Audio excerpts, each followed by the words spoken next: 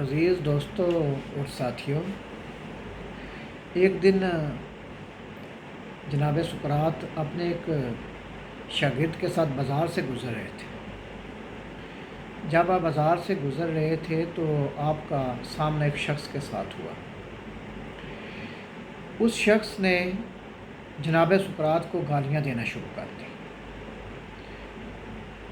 جب اس نے گالیاں دیں تو اس کی گالیوں کے جواب میں سقراط ہنسنا شروع ہو گیا، مسکرانے لگے اور مسکرا کر آگے بڑھنے لگے۔ کوئی اس کی بات کا جواب نہ دیا، کچھ بھی اس کو نہ کہا، بالکل مائنڈ نہ کیا۔ جب آپ آگے بڑھنے لگے تو وہ شخص بھی آپ کے ساتھ ساتھ چلنے لگا اور ساتھ چلتے چلتے آپ کو مزید گالیاں دینے لگا اور آپ کو برا بھلا کہنے لگا۔ جب آپ نے اس کی مزید گالیاں سنی اور وہ ساتھ ساتھ آپ کو گالیاں دیتا جا رہا تھا تو آپ کی مسکراہٹ اور گہری ہو گئی۔ آپ نے اس کی ان گالیوں کا بھی کوئی جواب نہ دیا اور مسکراتے ہوئے آپ آگے تشریف لے گئے۔ جب یہ حرکت اس شخص کی آپ کے شاگرد نے دیکھی تو اس سے رہا نہ گیا۔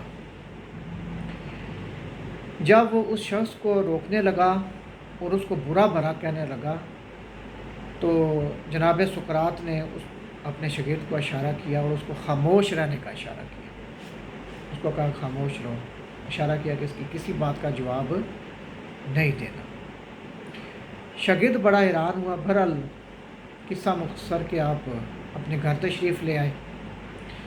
جب گھر تشریف لائے تو شاگرد کی سے رہا نہ گیا، اس نے پوچھا جناب وہ شخص پہلے اس نے آپ کو گالیاں دیں، آپ نے اس کی کسی بات کا جواب نہیں دیا، اور پھر یہ کہ وہ مزید آپ کو گالیاں دینا شروع ہو گیا، آپ نے پھر بھی اس کا جواب نہیں دیا۔ وہ آپ کو گالیاں دیتا جا رہا تھا اور آپ اس کی گالیوں کے جواب میں مسکراہٹ بکھیرتے جا رہے تھے، یہ کیا ہے؟ اس سے اس کی مزید حوصلہ افزائی ہو رہی ہے، وہ گالیاں دے رہا ہے۔ شاگرد کی یہ بات سنی تو جناب سقراط ساتھ والے کمرے میں تشریف لے گئے۔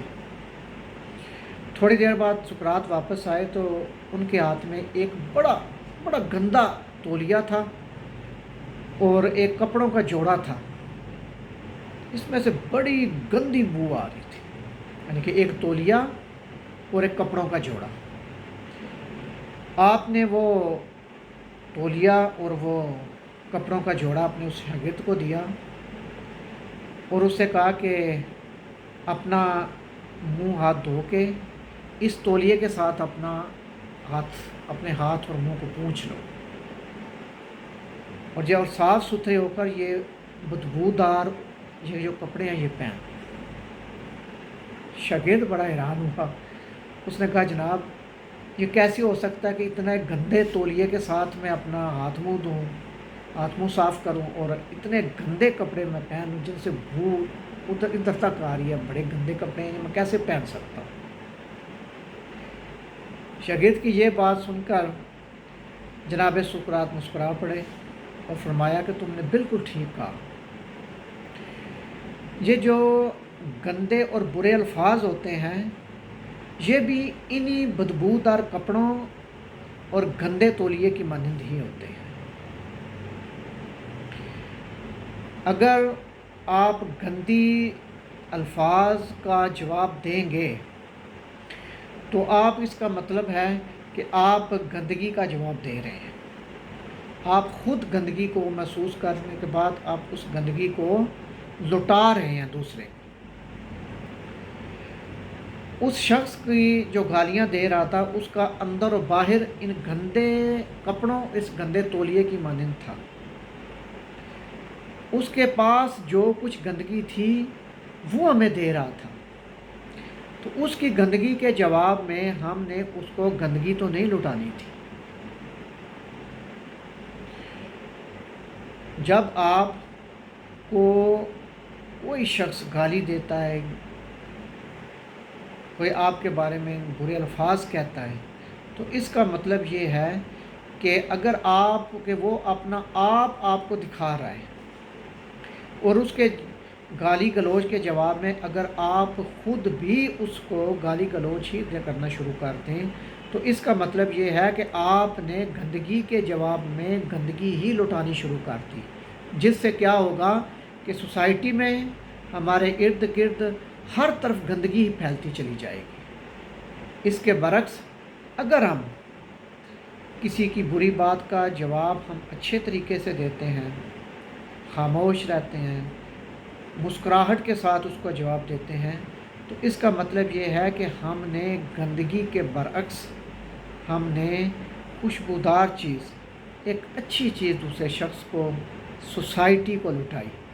अगर हम सोसाइटी में गंदगी ही फैलाते चले जाएंगे, बुरी बात का जवाब बुरे ही तरीक़ पे देंगे, तो सोसाइटी में गंदगी फैलती चली जाएगी।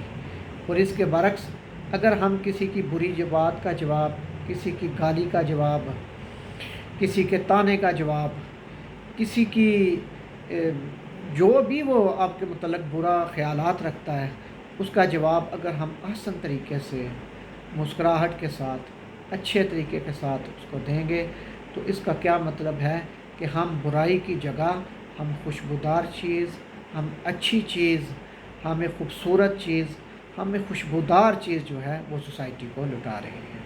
यही आज का पैगाम है जो कि जनाब सुकरात का, हज़रत सुकरात का भी पैगाम है।